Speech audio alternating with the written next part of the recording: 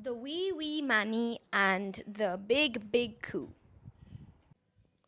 Once upon a time, when all wee folks were big folks and all big folks were wee folks, there was a wee wee Mannie and he had a big coo. Out he went to milk her of a morning. But the big coo kicked up her heels and would not stand still. "Hoot, look at that now," said the wee wee Mannie. "What's a wee wee Mannie to do with a big contrary coo?" So off he went to his mother at the house. "Mither," said he, "coo won't stand still, and wee wee Mannie can't milk big coo." "Hoot," said his mother, "go tell big coo she must stand still." So off he went to the big coo and said, "Big coo cannot have her way. She must stand still. She must, I say." But big coo kicked up her heels and switched her tail and would not stand still. So back went Mannie to the house and said, "Mither, I've told big coo she must, but she will not, and wee Mannie can't milk big coo." "Hoot," said his mother, "go get a stout stick and shake it at the big coo." So off he went and got a stout stick. Then he shook stout stick at coo and said, Big coo, you must stand still, or my stout stick I'll make you feel." But the big coo kicked up her heels and switched her tail, tossed her head, and would not stand still. So back went the wee Mannie to the house and said, "Mither, I've told big coo she must. I've shaken stout stick at her, but she will not stand still, and wee Mannie can't milk big coo." "Hoot," said his mother, "go to the draper's and get ye a gown of silk for a coax big coo."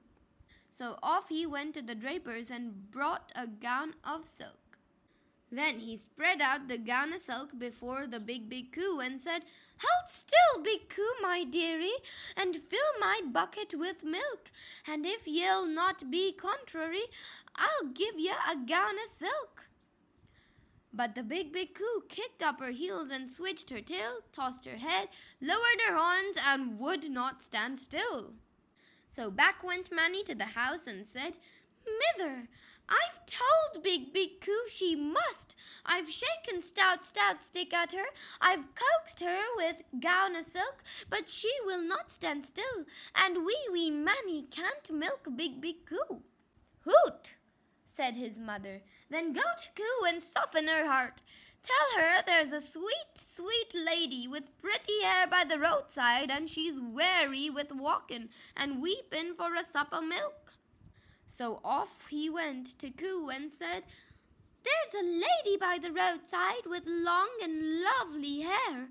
She's wearied out with walking and weeps a sitting there. 'Twould make ye weep in buckets if ye were just to think she's weeping for a drop of milk to drink." But the big coo wept no tears in the buckets for the lady by the roadside. She kicked up her heels, switched her tail, tossed her head, lowered her horns, bellowed out loudly, "Moo, moo," and would not stand still. So back to the house went the Mannie and said, "Mither, I've told big coo she must. I've shaken stout stick at her. I've coaxed her with a gown of silk. I've tried to soften her hard heart, but she will not stand still, and wee Mannie can't milk big coo." "Well then," says his mother, "go to that coo and tell her she must not stand still. Bid her kick up her heels, switch her tail, toss her head, lower her horns, and bellow out loudly, 'Moo, moo!' Such a contrary beastie will never do aught but what she thinks you don't want her to do." So he went to the big coo and said, "Coo, you must not stand there still. Kick and rear, 'tis that I will. Never dare stand, I say. I bid you kick and rear all day." When she heard that, the big coo stood still, still, heels, tail, head, horns, voice, all still. Then the wee mannie milked the big coo for the sweet lady with the pretty hair, and the big coo never acted like that again. Thank you for listening to Storytime with Gargi. Like and subscribe down below.